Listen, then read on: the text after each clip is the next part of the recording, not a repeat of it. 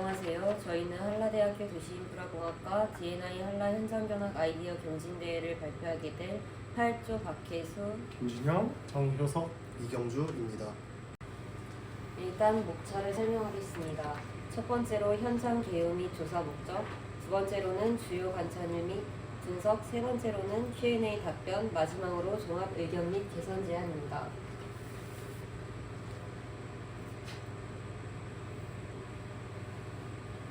현장 개요 및 조사 목적을 발표하겠습니다.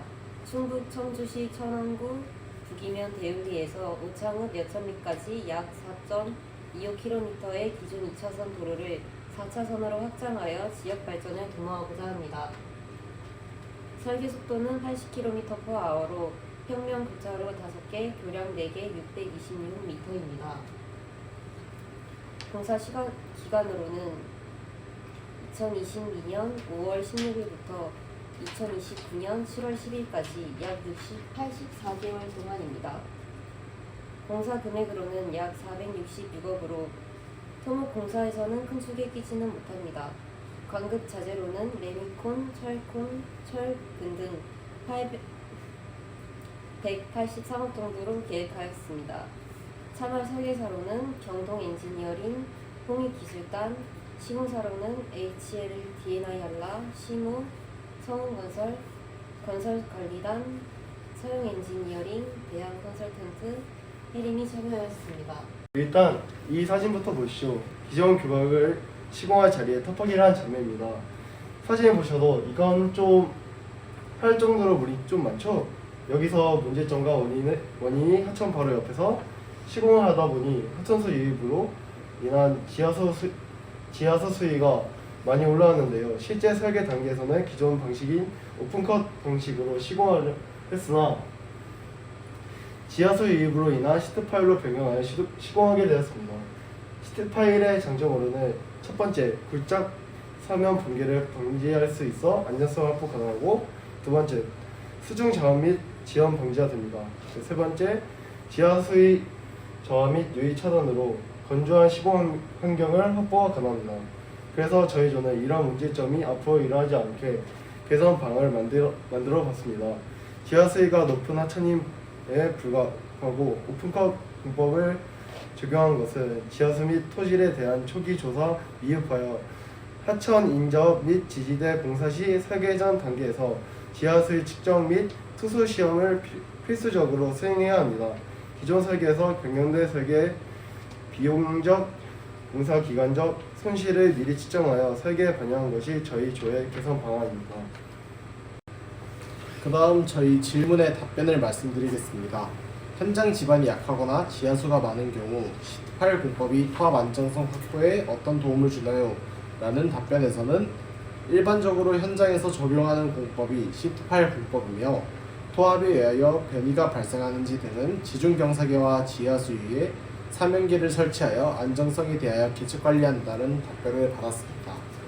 기후 상태를 실시간으로 확인하거나 댐과 같은 물을 저장하는 시설에는 방류 상태를 어떻게 확인하여?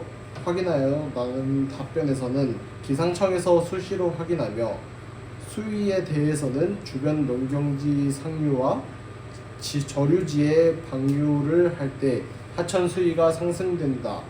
예고 없이 방류를 할 시 수위상으로 안정성에 문제가 생기므로 농어촌 공단에 협조 공문을 보냈으나 협조가 잘 되지 않아 인터넷상으로 방류하다가 방류 허가가 떨어졌는지 확인하며 진행한다고 답변을 받았습니다. 지하수 유입이 예상보다 많을 때 배수 차수 대책은 어떤 방식으로 보완되었나요? 라는 답변에서는 턱파기를 하단 레벨까지 하고 베이스를 쳐야 기초공사를 하게 되는데, 올라온 수위를 떨어뜨릴 수 없었기 때문에 차수 공법을 해서 하단을 드라이한 상태에서 시트 파일로 하여 토사에 대한 붕괴와 지하수에 대한 유입을 막는 공법을 채택하여 한쪽에서는 펌핑을 할 수 있는 공간을 마련하고 한쪽에서는 양수를 하고 있으며, 지하수 유입은 상대적으로 최대한 막아서 작업을 했으므로 차수 공법을 시트 파일 공법으로 적용하여 차수를 해결하였다는 답변을 받았습니다. 기존 공법인 오픈컷 대비 시트 파일 공법으로 설계 변경되면서 시공 장비나 인력 구성 또는 공사기간에서 가장 큰 차이점은 무엇인가요? 라는 답변에서는 추가적인 인원은 없으며 공사기간이 1, 2개월 더 소요됐지만 전체 공사기간에 영향을 미치지 않았다는 답변을 받았습니다.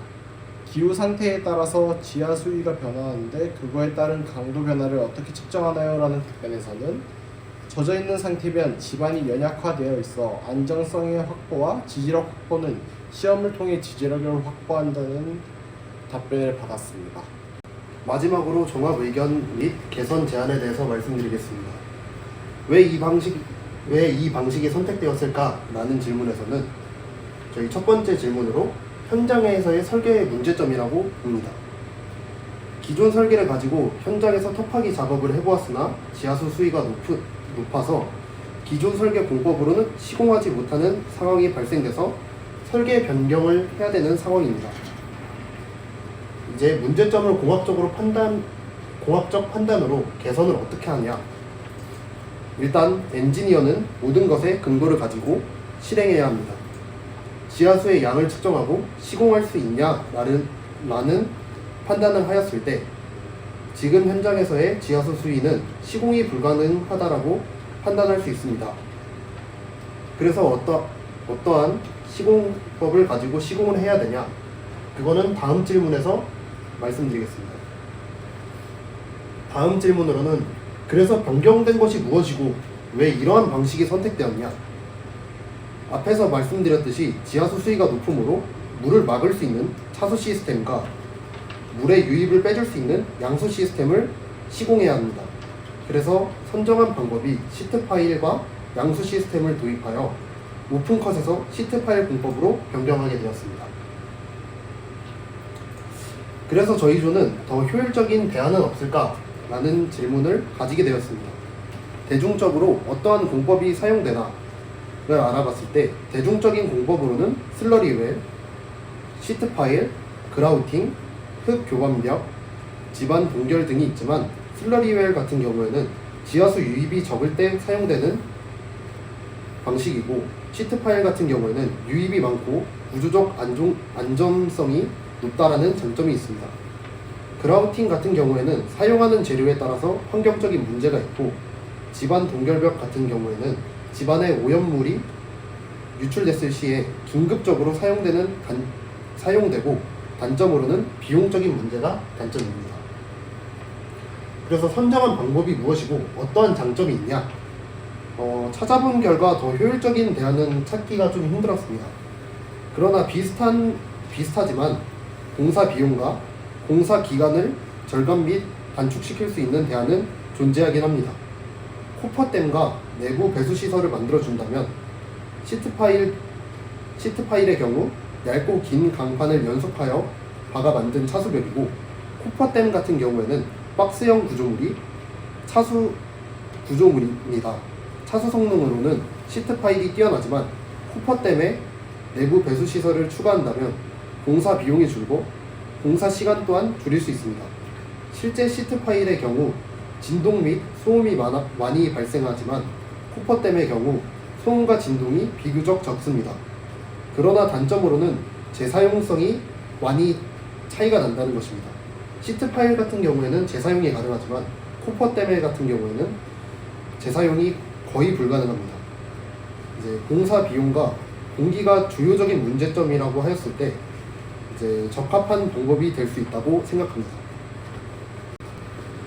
이때까지 8조 발표를 들어주셔서 감사합니다. 감사합니다.